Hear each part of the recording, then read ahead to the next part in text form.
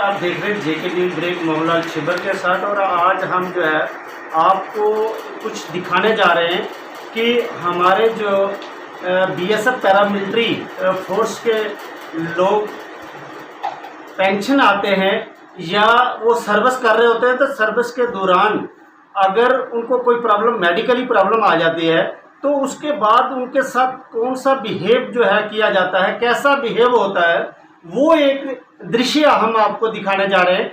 और paramilitary force को ये बात एक बार सोचनी पड़ेगी कि हम अपने ही लोगों से, जिन लोगों से हम सेवा लेते हैं, जिन लोगों को फिट फॉर हम भर्ती करते हैं, जब भर्ती करते हैं तो उस समय किसी भी चीज़ की कोई कमी नहीं छोड़ते हैं, हर चीज़ उनकी जो है फिट लेते हैं। घर वालों को ये कहा जाता है कि 1 इंच अगर चेस्ट उसकी कम निकलती है, हाइट कम निकलती है, तो उसको उसी टाइम जो है रिजेक्ट कर दिया जाता है और उसे भर्ती नहीं किया जाता।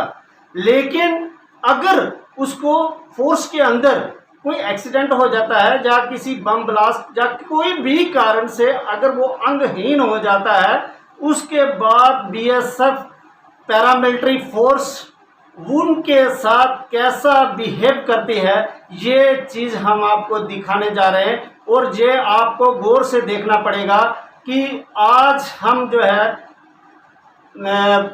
तहसील सुंदरबनी की, और जो एरिया है जो बलबाखर का एरिया है, और ये हमारे साथ पूरन जी हैं, ये बीएसएफ से एक्स सर्विसमैन बीएसएफ के हैं, और बीएसएफ से जो है इनकी एक्सीडेंट में ये दोनों टांगें कट चुकी हैं। और देख सकते हैं आप तस्वीरों में कि इनकी दोनों टांगें नहीं हैं, ये दूसरी टांग जो है वो नहीं दिखा पा रहे हैं, और ये देखें कि दोनों टांगें नहीं हैं।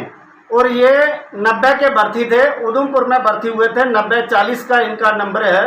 और उसके बाद 2006 में जबकि इनको अगर 20 साल सर्विस करवाते तो इनके 4 ही साल बाकी बचे थे, 10 में ये रिटायर होते तो उनको 20 साल का बेनिफिट मिलता और ये घर बैठे अपने बच्चों की परवरिश कर सकते थे।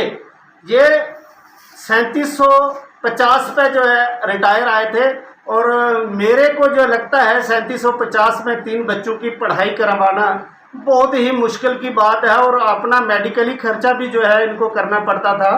और इसके बीच में अगर देखें तो 3750 में इन्होंने अपना परिवार कैसे पाला होगा, अपनी दवाई का खर्चा कैसे किया होगा, ये सब चीज़ें जानने के लिए हम इनके पास आए हैं और इनका हाल जानते हैं कि इनके साथ जो हुआ ये कैसे हुआ और कब हुआ। ये पूरी कहानी आप इनके मुंह से सुनेंगे, और ये बीएसएफ से कितने संतुष्ट हैं ये सब ये बताएंगे। 2002 में मेरा ये टांगे कटी थी, मैं छुट्टी काट के वापस गुवाहाटी जा रहा था, और रास्ते में मेरा ट्रेन एक्सीडेंट हो गया। एक्सीडेंट के दौरान मेरी ये ट्रेन में टांगे कटी। उसमें मैंने बाद में जानकारी में आया है कि 6 डब्बे पलटी हुए हैं। पलटी है उसके दौरान कुछ 124 आदमी की तरह मर भी चुके थे, किसी के बाजू चली गई, किसी की टांगे चली गई, तो मैं भी उसी डब्बे में था। और मेरा 8 घंटे का रास्ता रह गया था आगे गुवाहाटी पहुँचने के। ये छुट्टी आए हुए थे और छुट्टी के बाद वापस ज्वाइन करने के लिए छुट्टी खत्म होने के बाद जा रहे थे, और गुवाहाटी में इनका एक्सीडेंट हुआ था। और इसके लिए आपको आगे मेडिकली क्या क्या फैसिलिटी मिली? मेडिकल मेरा पूरा बीएसएफ के थ्रू मेरा हुआ जी। मेरे को अटेंडर मिले हैं, वैसे मेरा जो जितना खर्चा सब मेरे को दिया। नहीं, आपको अगर 20 साल सर्विस करवाते हैं तो आपको कितना बेनिफिट होना था? और फिर मेरा पूरा बेनिफिट होना था। क्या प्रॉब्लम रही होगी सरकार की कि आपको 20 साल क्यों नहीं उन्होंने सर्विस पूरी करने दी? वजह भी चलने फिरने के लिए मुश्किल था, कुछ मैं कर नहीं सकता था उधर, तो कोई काम मेरे को मेडिकल में बहुत कर गई थी। आपको फुल पेंशन जो दी है, इसके बजाय फुल पे भी दे सकते थे, 20 साल तक देना चाहते दे सकते थे। क्या कहना चाहते हो आप सरकार को कि आपके साथ ये अन्याय हुआ है? मेरे साथ बहुत अन्याय हुआ है कि मेरे 20 साल पूरे हो जाते तो मैं भी कुछ बच्चों का कुछ कर सकता था। अभी जो मेरे को इतनी है पेंशन जो मिल रही है, तो इसी में से मैं बच्चे में अपने पढ़ा लिखा रहा हूँ बच्चे को। और घर का सर्कल भी चलाना है, गाय भैंस रखा उसको भी देखना है, उसका भी खर्चा है। ज़मीन का है, ज़मीन है, उसको भी हमें खर्चा करना पड़ता है। और किसी पेंशन में से मैं ये कर रहा हूँ और मेरे पास कोई है नहीं। अब आप दिखाएंगे कि ये इनको मेडिकली जो है वो टांगों का ये ढांचा इन्होंने दिया था, और आप देख सकते हैं कि इसका वेट जो है, इसका वेट इससे लाइट वेट की टांगें भी जो है लग सकती थी, लेकिन क्या वजह रही होगी सरकार की, क्यों इन्होंने इतना